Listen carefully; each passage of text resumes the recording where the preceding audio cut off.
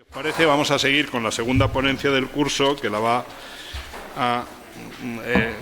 le corresponde a José Antonio Montero,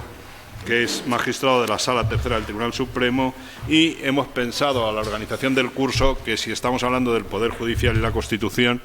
y estamos hablando del control y de la incidencia que pueden tener los otros poderes del Estado en el Poder Judicial y los conflictos que pueden existir entre ellos, también hemos pensado que es importante el control del propio Consejo General del Poder Judicial, es decir, lo que ha dicho antes Manuel Marchena de quién controla al controlador, pues bueno, quién controla al Consejo General del Poder Judicial. Sí que quiero dejar una cosa muy clara, y yo ya sé que todos los que estamos aquí lo sabemos, pero que el Consejo General del Poder Judicial no es Poder Judicial. El artículo 117 de la Constitución dice muy claramente que el Poder Judicial son los jueces y magistrados que integran la carrera judicial. O sea, que el Consejo General del Poder Judicial, que puede estar o no politizado, como reiteradamente se está viendo y como se demuestra por el hecho que en 3 años y medio no se ha procedido a su renovación, no implica que el Poder Judicial esté politizado, primero porque los jueces no se dejan y en segundo lugar porque ya digo que el Poder Judicial no es el Consejo General del Poder Judicial. Pero para hablar de este tema, y por no quitarle más tiempo, que bastante le hemos quitado en la intervención anterior a José Antonio Montero, un magnífico magistrado de la Sala Tercera, simplemente voy a dar 2 notas biográficas de él. Que entró en la carrera judicial en el año 1984, que tuvo diversos destinos judiciales, aprobó la especialización de lo contencioso, desde el año 2009 está en la Sala Tercera del Tribunal Supremo y además actualmente es el presidente de la sección segunda, que lleva precisamente los recursos contra los acuerdos y actos del Consejo de Ministros. Por lo tanto, nadie mejor que Juan Antonio Montero para explicarnos o darnos una breve exposición de esta cuestión. Muchas gracias, José Antonio. Bueno, muchas gracias a ti y encantado de estar aquí y felicitaros porque un curso más, un año más, se haya podido celebrar este curso. Porque bueno, ahora estamos aquí todos pues muy a gusto, muy bien, un escenario espectacular, pero todo esto lleva un trabajo, un esfuerzo que tiene que haber personas pues dispuestas a hacerlo, dispuestas a buscar a la gente, en fin, organizarlo, y es un esfuerzo que muchas veces pues no tiene ese reconocimiento que yo quiero aquí expresar a Juan Ángel, a María Jesús y al resto de personas que han colaborado, que colaboran. Se acaba de ir Ángel, que ha sido durante muchísimos años el director del curso, que ha sido, bueno, pues también rendirle mi admiración, mi homenaje y mi agradecimiento por la labor que estáis desempeñando, porque creo que además las ponencias que se imparten, las charlas que se imparten, me parece que es muy necesaria. Y es muy necesario que los magistrados del Tribunal Supremo y en general los magistrados pues estemos en todos los foros posibles, y más en foros de personas que están interesadas, que quieren conocer, que quieren saber, y saber lo que hacemos, cómo lo desarrollamos, en qué condiciones y también cuáles son nuestras experiencias, nuestras preocupaciones. Yo me voy a centrar hoy, y además con sentencias muy concretas dictadas últimamente, del control de los actos del Consejo General del Poder Judicial, pero en un contexto muy delimitado. Es decir, las sentencias que voy a comentar pues tienen como denominador común precisamente el que tratan sobre la independencia judicial. Claro, para situarnos en este contexto, porque hay otra serie de acuerdos, antes ya se anunció alguno, como es uno de los temas más polémicos y más conflictivos que en la toma de decisiones del Consejo General del Poder Judicial, como es el tema de los nombramientos de altos cargos judiciales, del nombramiento discrecional, porque el 90 y mucho % de los nombramientos son absolutamente reglados por orden de antigüedad y de especialización, pero ahí hay un bloque importante de nombramientos, los nombramientos discrecionales de los altos cargos judiciales, que es meramente por nominación discrecional por parte del Consejo, que es muy polémico. Hay también otra serie de asuntos polémicos, todo lo que es el orden disciplinario, importantísimo, que también en determinadas circunstancias pueden afectar, al menos indirectamente, a lo que es la independencia judicial. Pero yo me quiero centrar fundamentalmente en el control judicial de los actos del Poder Judicial, del Consejo General del Poder Judicial relacionado con la independencia judicial. Por eso, antes de abordar en concreto estos temas, sí quería poner el escenario en donde se va a desarrollar, en donde se desarrollan esta actividad judicial respecto de la independencia judicial. Bueno, el Estado de Derecho, como todos sabemos, pues la estructura básica es la separación de poderes, los tres poderes clásicos, el legislativo, el ejecutivo y el judicial. Nuestra Constitución pues habla en el título sexto, artículo 117 al 127, del Poder Judicial. Esta denominación del Poder Judicial es algo que es llamativo, que es sorprendente, porque nos encontramos que en nuestra historia del constitucionalismo pues no se encuentra una expresión similar más que en la Constitución de 1869. Es decir, no tenemos esa tradición constitucional de a la Administración de Justicia llamarla Poder Judicial. Pero es que, curiosamente, nuestra Constitución tampoco habla de los otros poderes, habla del legislativo, habla del ejecutivo, del gobierno, pero no emplea la denominación de poder. En el derecho comparado, en los regímenes democráticos que son semejantes al nuestro, pues tampoco se encuentra con frecuencia en las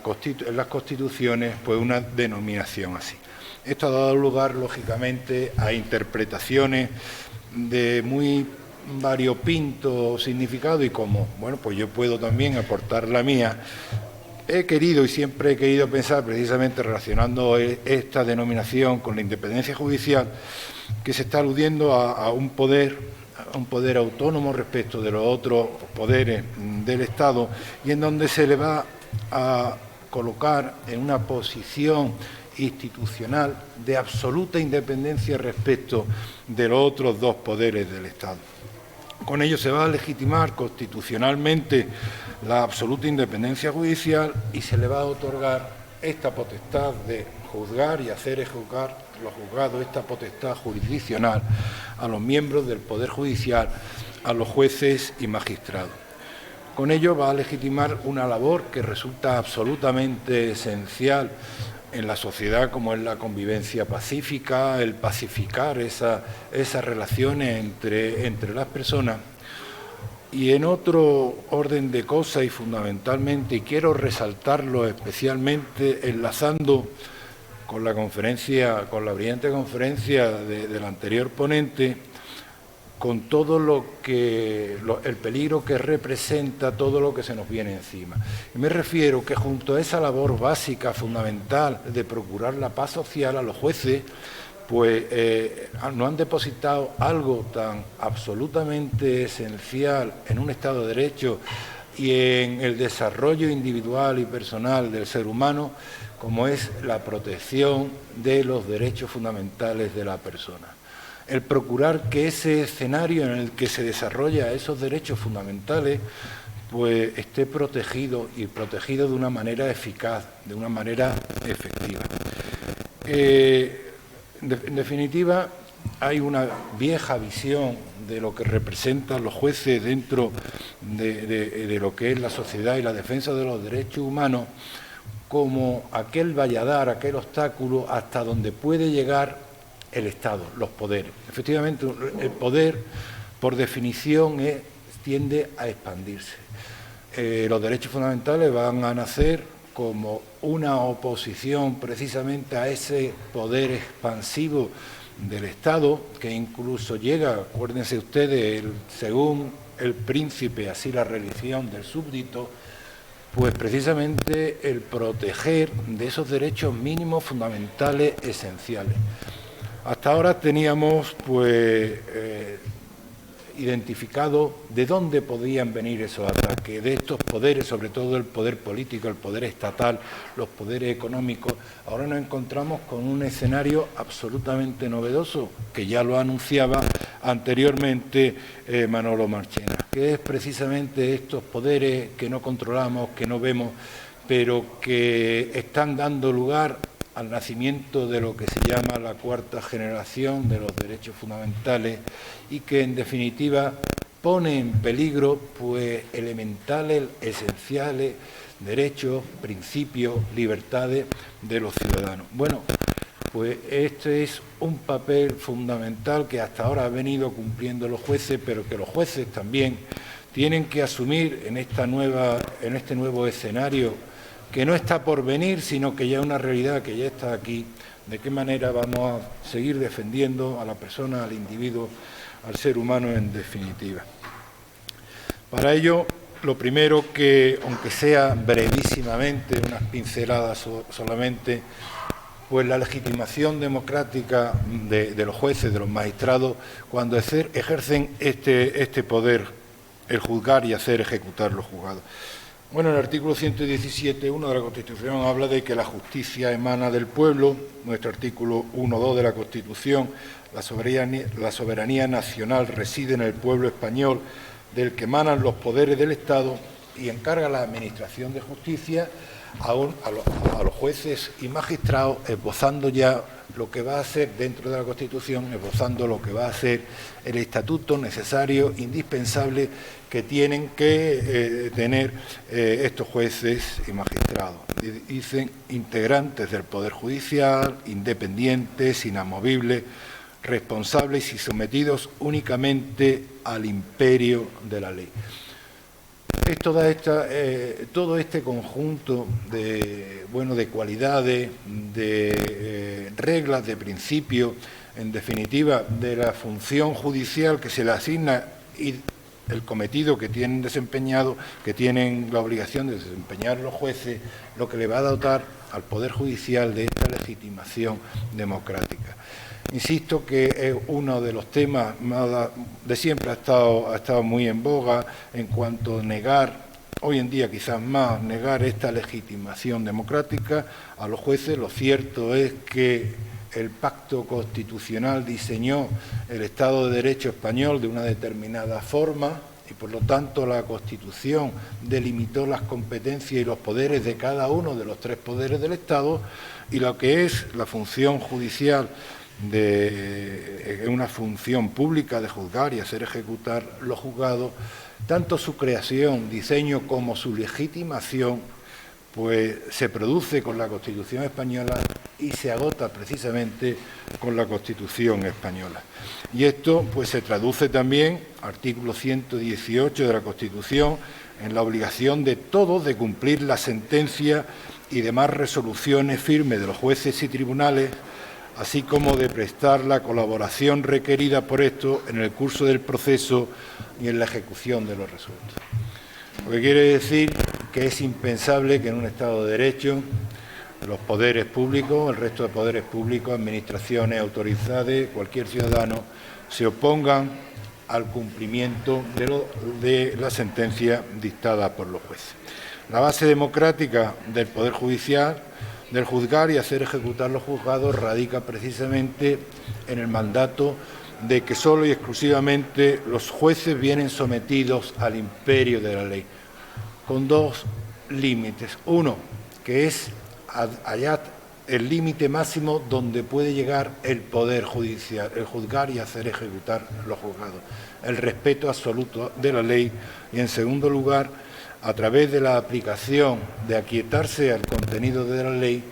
pues hacer valer el principio democrático recogido en las leyes, que representa la voluntad general del pueblo soberano, que a través de sus representantes pues se ha dado el marco legislativo, el marco legal a través del cual debe desarrollarse la labor judicial. Las características, por lo tanto, de la función judicial de los jueces va a ser independiente, inamovible, responsable y sometido solo y exclusivamente al imperio de la ley. La independencia, por lo tanto, se convierte en elemento definidor, tiene un carácter, representa el núcleo esencial de la función jurisdiccional, y solo y exclusivamente una justicia independiente puede servir de contrapeso para los demás poderes del Estado, y solo una justicia independiente puede cumplir el servicio público esencial que le viene conferido. Y aquí nos vamos a encontrar con dos peligros. Un peligro ad extra, que nos puede llegar de fuera, que es precisamente que los otros poderes públicos, tanto los poderes constituidos como los no constituidos, traten pues de alguna manera pues influir, determinar la voluntad de los jueces y de alguna manera pues determinar los dictados de las resoluciones judiciales. Y un peligro que me preocupa más, que es un peligro ad intra. Cuando hablamos de la independencia judicial, estamos hablando de una independencia respecto no solo de los otros poderes externos, sino también del propio poder judicial. Todos los órganos judiciales, todos los jueces son independientes. Ningún juez puede recibir instrucciones ni puede recibir órdenes de otros jueces. La única forma de corregir la decisión judicial es a través del sistema de recursos. Y por lo tanto, tan independiente es el juez del Tribunal Supremo como el juez que está en el último órgano del último pueblo que está de España. Al mismo tiempo, también existe un poder interno que es el que puede proceder del gobierno judicial. Es decir, de los órganos de gobierno judicial, de los juzgados decanos, de las salas de gobierno y sobre todo y fundamentalmente del Consejo General del Poder Judicial. Curiosamente, y digo curiosamente por lo que luego diré, al Consejo General del Poder Judicial le viene atribuida la defensa a ultranza, y digo a ultranza porque es la función esencial que tiene conferida y a lo que se debe dedicar su función, que es precisamente a salvar, a cuidar, a proteger la independencia judicial. Dice el artículo 14 que los jueces y magistrados que se consideren inquietados o perturbados en su independencia lo pondrán en conocimiento del Consejo General del Poder Judicial. Por lo tanto, esta es la fundamental misión, la fundamental función, que yo lo dijo anteriormente Juan Ángel, del Consejo General del Poder Judicial, que siendo el órgano de gobierno de los jueces, en cambio, no es poder judicial, no tienen jurisdicción, no tienen conferida la anterior jurisdicción que anteriormente hemos dicho de juzgar y hacer ejecutar los juzgados. Pero sí es necesario que el Consejo General del Poder Judicial esté dotado de una serie de características. Una de ellas precisamente es su independencia de los demás poderes del Estado, porque es así, de la única forma en donde de la única manera de la que va a poder, de manera eficaz, efectiva y real, pues proteger, preservar la independencia judicial de los jueces y magistrados. Existe un riesgo hipotético en el Consejo General del Poder Judicial y un riesgo real. El riesgo hipotético de preservar esta independencia y que pueda cumplir fielmente esta función, pues estamos asistiendo día a día a ello. Es una guerra continua de intentar desnaturalizar lo que es la labor jurisdiccional, de alguna manera intentar que los jueces pues dejen de ser este poder judicial para que se conviertan en funcionarios. Tenemos el acceso a la carrera judicial, el desprestigio continuo a lo que vemos sometido la labor judicial, etcétera, etcétera. Y últimamente, pues fuera parte, otra de los temas interesantes, necesarios, es una vuelta a todo lo que es la cuestión presupuestaria del Consejo General del Poder Judicial como medio necesario precisamente para hacer posible esa independencia en la defensa judicial. Y por último, un peligro pues que está ahí, que está presente, que es un monstruo que cada 4, ya ahora cada 5, ahora cada 8 años pues aparece, que es el peligro de lo que hoy se conoce y viene siendo la colonización política de las instituciones del Estado y en concreto y fundamentalmente, en este caso que lo estamos viendo, del Consejo General del Poder Judicial. Bueno, el Consejo General del Poder Judicial es o le viene atribuido lo que es el gobierno de los jueces. Gobierno de los jueces quiere decir que le compete al Consejo General del Poder Judicial organizar, gestionar, dirigir, pues todo lo que es el complejo, el entramado de lo que va a conformar las bases estructurales imprescindibles, necesarias para hacer posible el desarrollo del Poder Judicial y también, y es así porque es verdad, la doble característica que tiene cualquier miembro del Poder Judicial, por una parte como verdadero poder, como órgano constitucional, como órgano institucional y por otro como funcionario sometido pues, a una serie de normas funcionariales necesarias. Y en este ambiente, en este escenario, se desenvuelve el Consejo General del Poder Judicial en un difícil equilibrio. ¿Por qué? Porque en esta labor de organización, de gestión, de dirección, pues va a actuar justo, y debe de actuar justo allí en donde nace la función jurisdiccional.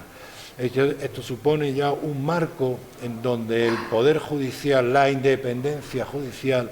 no puede ser traspasada por el órgano de gobierno de los jueces. Este equilibrio a veces es muy complicado y siendo verdad, y ahora veremos algunos ejemplos, cómo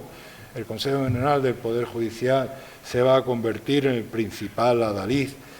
para preservar la independencia judicial, nos encontramos en algunos casos en que se da la gran paradoja que el Consejo General del Poder Judicial, que es el órgano encargado de velar, de proteger el Poder Judicial, el juzgar y hacerlo, que los jueces puedan desarrollar esta labor de juzgar y hacer ejecutar los juzgados con absoluta independencia, pues quien puede conculcar, poner en peligro y a veces incluso pues quebrar esta independencia judicial es el Consejo General del Poder Judicial. El Consejo General del Poder Judicial, lógicamente, en este aspecto que estamos viendo, en todos los aspectos, pero en el que ahora nos interesa, pues tiene los rasgos propios de una administración pública. Y como toda administración pública está sometida al control judicial.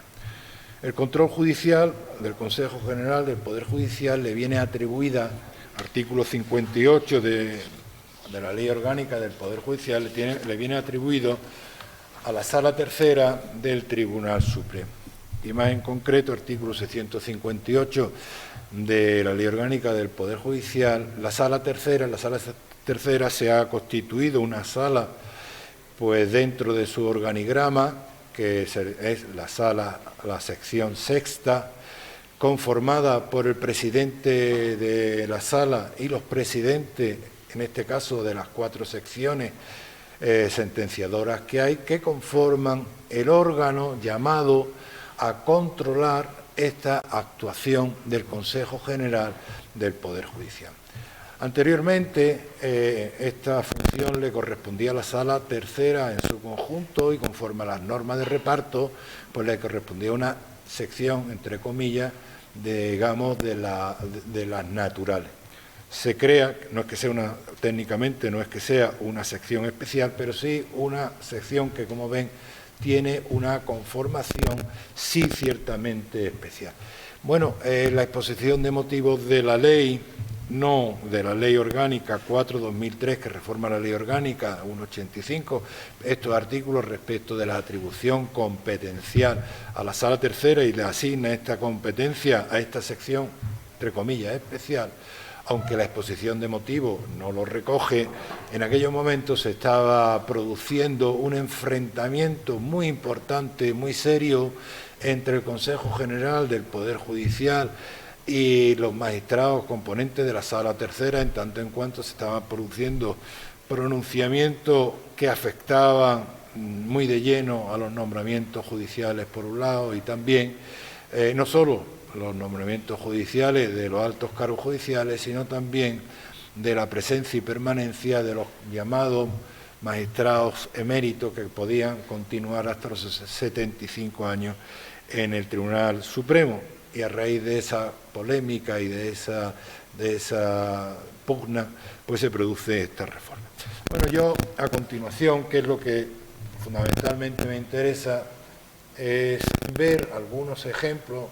sobre todo ejemplos más recientes, de cómo se ha producido algunos ataques paradójicos, insisto, del Consejo General del Poder Judicial respecto de la independencia judicial, cómo se ha puesto en juego y cómo se ha reaccionado. Y también, en el desarrollo de la exposición, pues iré también dando cuenta de aquellos casos en los que el Consejo pues, se ha volcado en una serie de tesis de doctrina tendente precisamente a la protección de esta en escenario, en lugares en que es por lo menos polémico hasta dónde llega la jurisdicción y hasta dónde puede llegar la independencia judicial y hasta dónde puede llegar la intervención del Consejo. Bueno, la primera sentencia que traigo para comentar es de 27 de abril del 2022 y se trata pues de una sentencia que fue muy comentada en los medios de comunicación y se trataba de una inspección virtual que llevan a cabo los órganos de inspectores del Consejo General del Poder Judicial y pues ven que existe una serie de sentencias en un determinado órgano judicial que están sin dictar y se dirigen al magistrado que conformaba, era uno de los que conformaba parte de ese órgano judicial, una sección de una audiencia provincial, se dirige y le dice, le traslada lo siguiente. Le dirijo comunicación, fulanito tal, para si aún no lo ha hecho, en el plazo más breve posible, proceda al dictado de las resoluciones correspondientes a los procedimientos tal, de la que es ponente. Del dictado de la correspondiente resolución en los referidos asuntos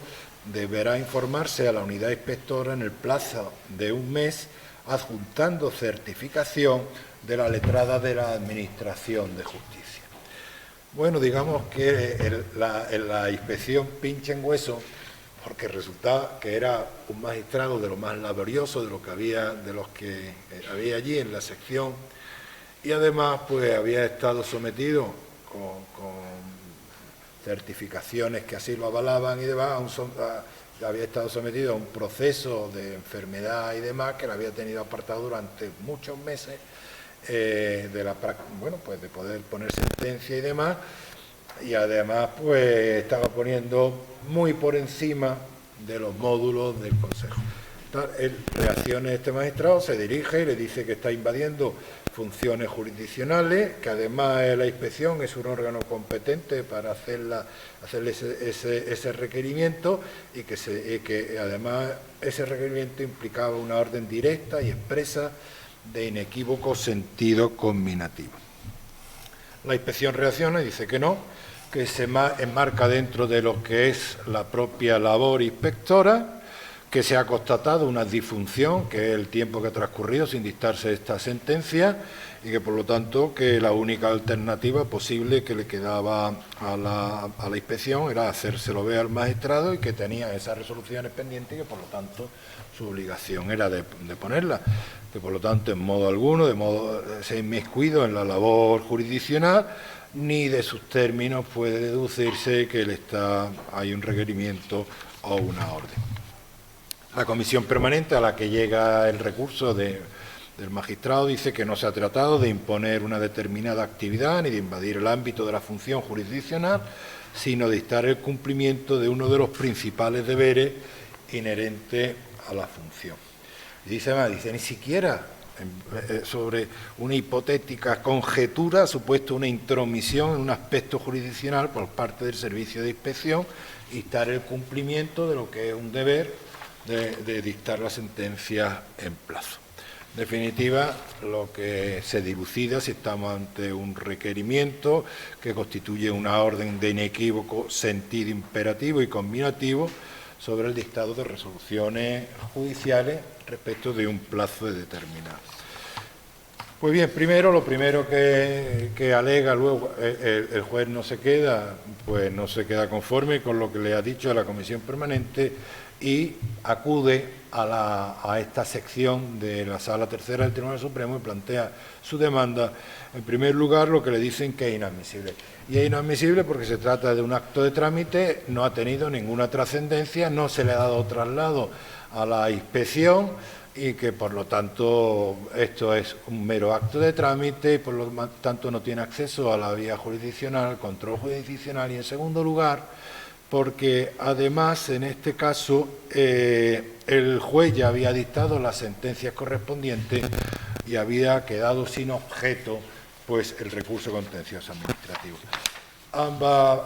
Ambas cuestiones son rechazadas por el Tribunal Supremo. Se dice que esto no es un acto inocuo, sino que es muy relevante en tanto en cuanto se está poniendo en juego la labor jurisdiccional, este límite jurisdiccional, en donde se podría estar invadiendo lo que es la labor jurisdiccional y la independencia judicial. Y además no es un acto de trámite, porque se ha levantado un acta, se ha dado traslado del acta con un contenido determinado y además se le ha trasladado al magistrado para que se defendiese respecto de lo que se le estaba acusando. Bueno,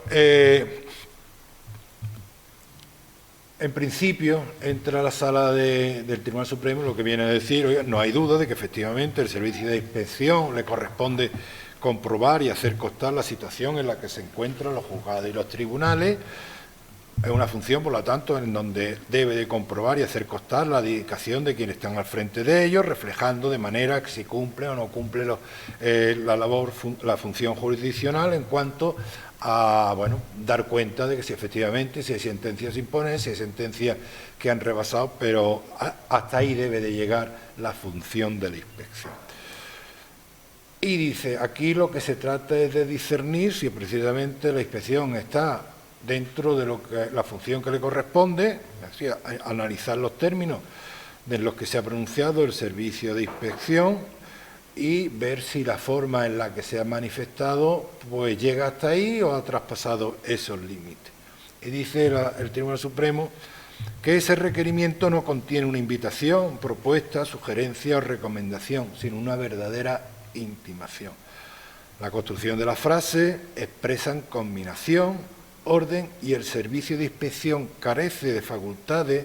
para dirigir órdenes o mandatos a los jueces y magistrados o, si se prefiere, a los órganos jurisdiccionales. Y apunta lo grave de la situación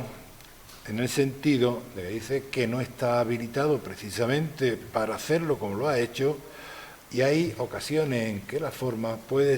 son decisivas y, por lo tanto, hay que cuidar las mismas. Dice, el estatuto judicial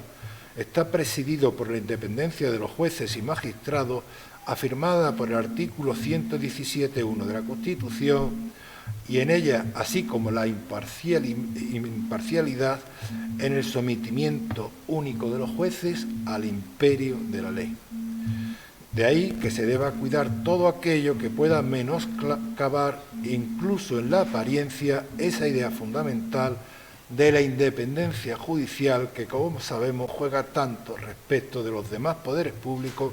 cuanto respecto de los órganos de gobierno del Poder Judicial.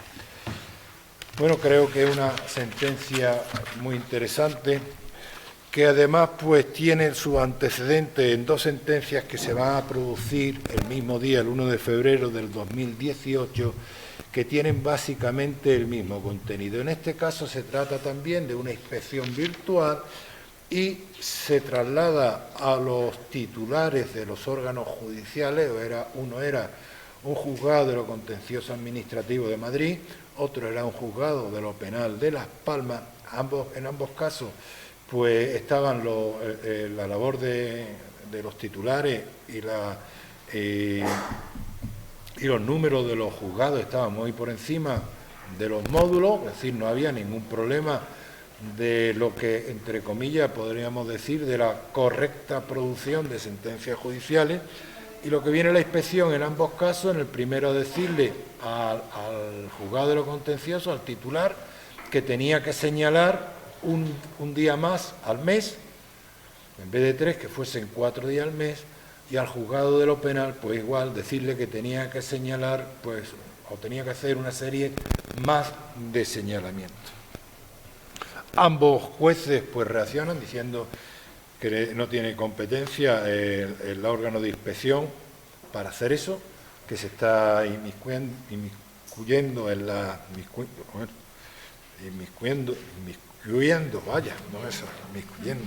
inmiscuyendo en la labor jurisdiccional, y además que los señalamientos de las vistas forman parte de la actividad jurisdiccional. Además, falta de motivación el por qué no se justifica si están por encima de los módulos, si está produciendo pues una producción correcta, porque no se justifica el porqué de esos señalamientos. Bueno, es curioso aquí que lo primero que se alega por parte del Consejo es la falta de legitimación, en este caso de una asociación judicial, foro judicial independiente, que acude no solo con el titular del órgano judicial, sino también ellos acuden a este proceso judicial. Se le dice que carece de legitimación. El tema de la legitimación de las asociaciones judiciales es un tema muy manido, un tema muy conflictivo, un tema que no está muy claro en numerosos asuntos. Pero aquí, curiosamente, y no digo curiosamente porque de manera expresa, abierta, sin ninguna reserva, se le va a reconocer la legitimación a la asociación, y se le reconoce esa legitimación en tanto en cuanto se dice que el interés que está en juego es preservar la independencia judicial, y por lo tanto tiene un claro interés, una clara legitimación la asociación como precisamente asociación llamada a preservar el interés profesional de los miembros de la carrera judicial. Bueno, igualmente en los términos que hemos dicho en la otra sentencia, se dice que constituye una verdadera orden de obligado cumplimiento. Igual se ha recogido en el acta, se le ha dado traslado, se le ha dado alegaciones a las partes, e incluso se le dice que en el caso de que transcurra 2 meses, pues que se pueden atener a las consecuencias, porque podría dar lugar a que se iniciase pues, una actividad disciplinaria. Llegamos pues a la conclusión, la Sala Tercera llega a la conclusión de que verdaderamente es una auténtica orden, se le está exigiendo una determinada conducta, y que, igual, la inspección de los tribunales del Consejo General del Poder Judicial carece de atribuciones para dirigir órdenes o mandatos de cualquier órgano a los órganos judiciales. Yo te miro no, que en el reloj. 10 minutos más. Bueno, pues voy a hacer un repaso rápido y demás. No, bueno, lo interesante de esta... Lo que no quiero es que nos alarguemos mucho, pero un poquito no pasa nada. Lo interesante de esta sentencia también es el que pues se centra también en delimitar, estudiar y examinar el tema de los señalamientos judiciales, los señalamientos tanto de las causas, de los autos, como también el señalamiento de la celebración de juicio. Digo que es muy interesante porque con esto que se ha llamado la burocratización de la Administración de Justicia, los papeles no resultan claros hasta dónde llega el papel del letrado de la Administración, sobre todo en algunos asuntos que se pueden solapar, de los letrados de la Administración de Justicia, es decir, de los secretarios, hasta dónde llega la labor de los jueces. Y Clara, de forma contundente, dice que los señalamientos no es propiamente dicha labor jurisdiccional, función jurisdiccional, pero sí está relacionado de tal manera con la función jurisdiccional que es imprescindible pues los buenos señalamientos, el buen orden, en este caso, que lo controlen los jueces, en tanto en cuanto, porque el derecho fundamental a la tutela judicial efectiva y la función jurisdiccional en buena parte depende de la corrección de los señalamientos. La siguiente sentencia de 30 de mayo del 2022 es un caso muy curioso. Es el nombramiento de un magistrado de una determinada audiencia provincial, de presidente de la audiencia provincial. El artículo 81 de la Ley Orgánica del Poder Judicial dice que una vez que se nombra presidente de la Audiencia Provincial, pues el presidente de las audiencias provinciales puede está constituida por el presidente y 2 más magistrados, y también puede estar constituida por varias secciones. Y en el caso de que esté constituida por varias secciones, el presidente de la Audiencia Provincial, en el primer acto que pueda, que dirá, se manifestará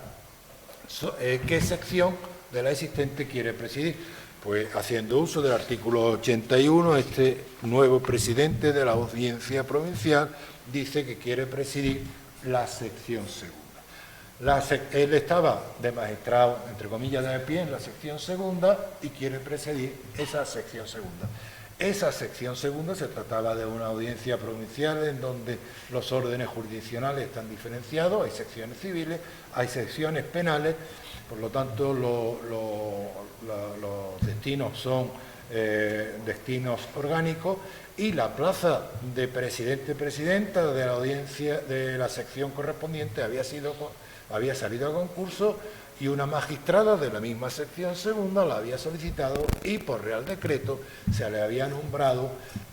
presidenta de la sección segunda de esa audiencia provincial,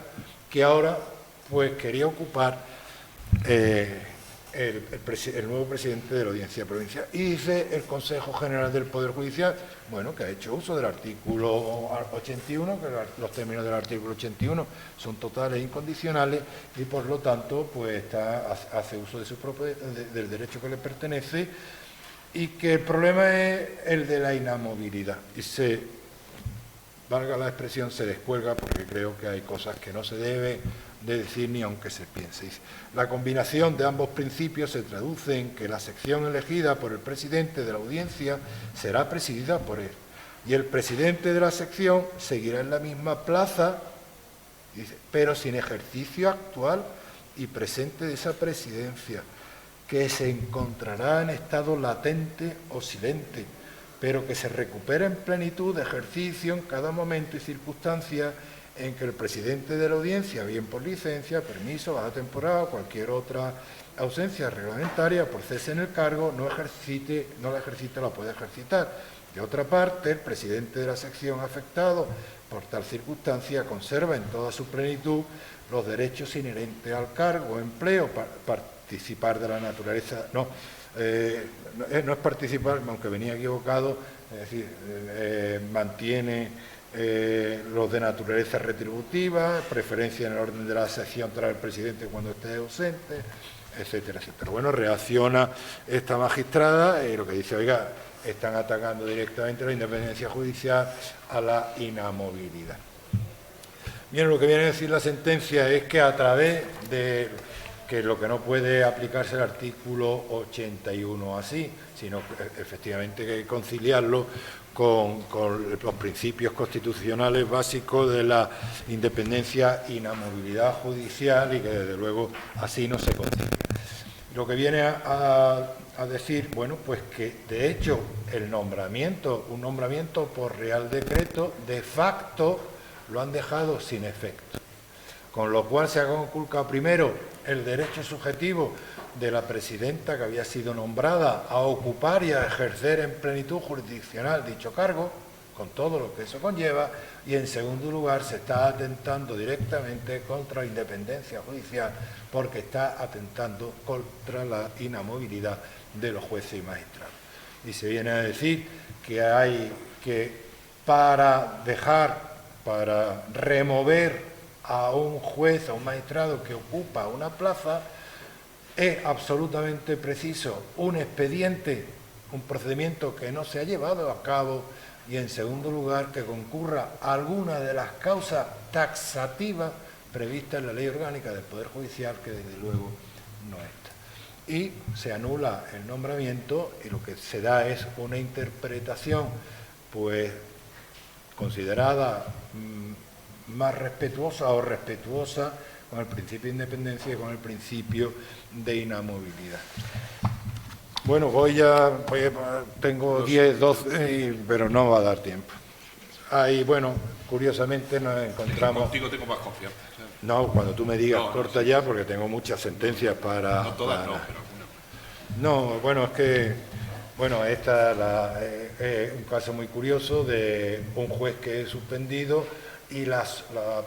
juez suplente, como lo cita a declarar y demás, no acude y entonces pues da orden a la policía de que le diga que de citarlo y si no que lo lleve detenido. Va el comisario correspondiente y al juez este suspendido y lo cita para que acuda bueno, pues, con la advertencia de que puede ser detenido. Y este juez suspendido lo que hace es pedir amparo al Consejo General del Poder Judicial en base a que le estaban quebrantando su independencia. Claro, el Consejo General del Poder Judicial rápidamente pues lo que dice, oiga, mire usted está suspendido, aquí no, usted por lo tanto no tiene esa potestad jurisdiccional para sentirse pues molestado, perturbado en su independencia. Lo interesante de esta sentencia es que dice, pero incluso aunque se hubiese visto usted perturbado, lo que es incompatible es pedir el amparo, porque nunca le vamos a poder dar el amparo a usted, juez, que se dice en este caso suspendido, porque esta orden, esta citación procede de un órgano jurisdiccional y nosotros nunca vamos a poder entrar a determinar bueno, pues si se ha invadido o no la posible independencia judicial, ¿no? Bueno, también en esta misma línea, pues un matrimonio que ha perdido a su hijo en un accidente de tráfico, el juez archiva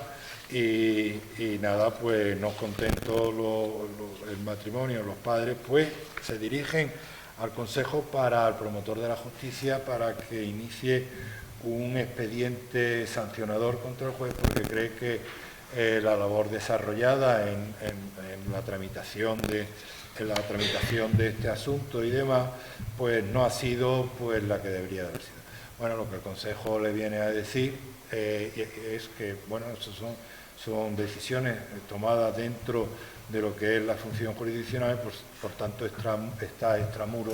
de lo que es la labor disciplinaria. Lo interesante de todo esto, de todas estas listas de sentencias, es que lo que viene a decir que las denuncias producidas por particulares respecto de la labor jurisdiccional, entre comillas, o de las quiebras que ha podido considerar que ha habido, no solo en el desarrollo de la función jurisdiccional, sino por falta en la diligencia, etcétera, etcétera, que lo que tiene legitimidad el particular, la parte, es no pedir que se sancione al juez, sino único y exclusivamente que por los órganos disciplinarios del Consejo General del Poder Judicial se investigue y se agote esa investigación. Bueno, me voy a quedar ahí porque hay otros temas límites, pero bueno, insisto, yo te doy las gracias y nada, pues hubiese querido continuar, pero no puede ser por razones de tiempo en otra ocasión, Severa. Gracias.